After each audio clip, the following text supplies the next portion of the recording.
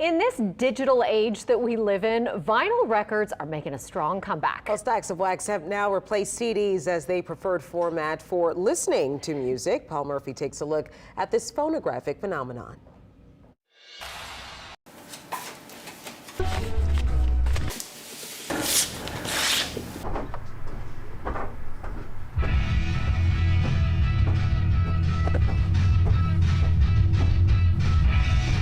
Music lovers are spinning records again. I think it's about the history of music. It's large, you got art with it, it's really fun to listen to. Clearly, I think it's moved beyond fad. It's really how people want to listen to music.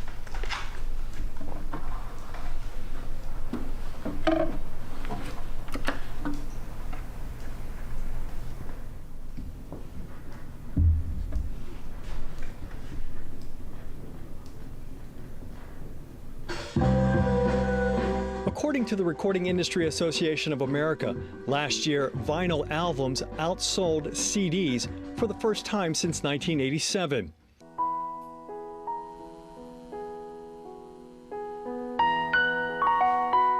New Orleans musician David Torkanowsky called the record revival an exciting nod to the past and a more deliberate way to listen to music. There's something beautifully intentional about taking out an album from its jacket, placing it on the turntable, putting the tone arm on the record. It's like you're preparing yourself. I'm going to listen to music now.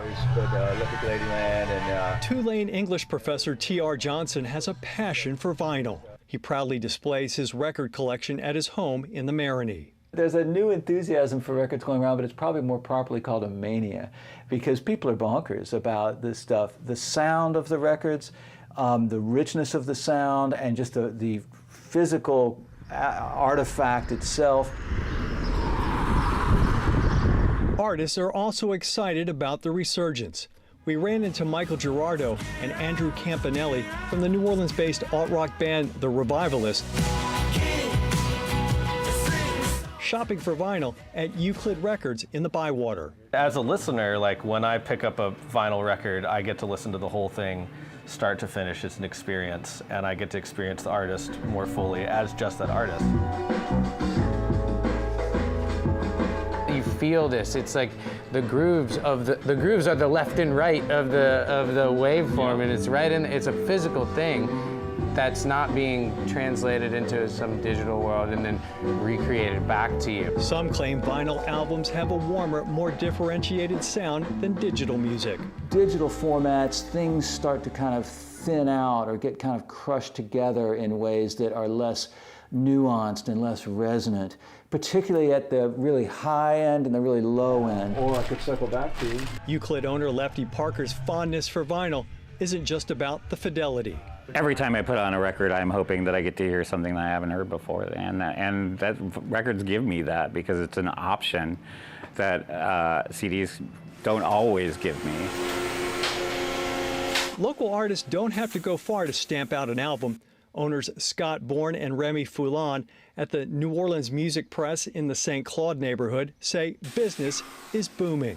I really do see this having staying power, that this will be kind of the new normal as far as like what physical music will look like. Records are made by pressing a grooved stencil onto a sheet of vinyl.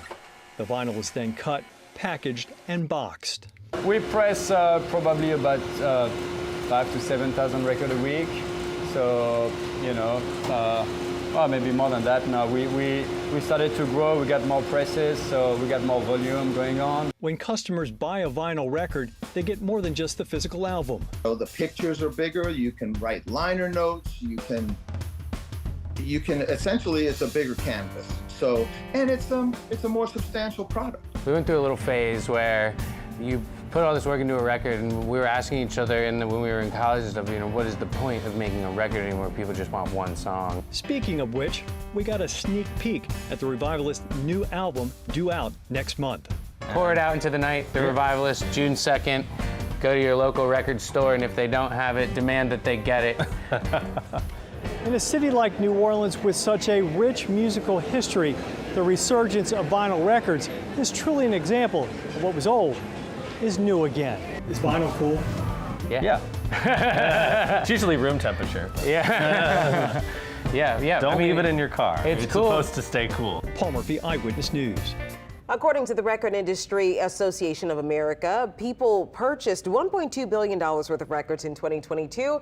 That's a 20% jump from the previous year. So, Katie, do you remember the first album you bought or when that meant a lot to you? Yeah, well, I never really had records, but my sister did, and I used to steal them from her room. But Okay. I used to steal her Bengals little single. Oh, gosh. Yeah, and it was bad. Like, she would yell at me like like it. crazy if she would I bust remember the me. dance. And then Starship, we built this city. Like, I remember that one as well, and it still gets stuck in my head, that song. Mine's early 90s, but it Yeah. wasn't a record. I was a pop girl. Yeah. I loved it. I had all the magazines on the wall. Yeah. NSYNC, Britney Spears, and especially I wanted to be the Spice Girls. I mean, who didn't? Yeah, I just You know? did. It was like a CD more of a record, but and even before that, it was tapes. Before Tapes, yeah.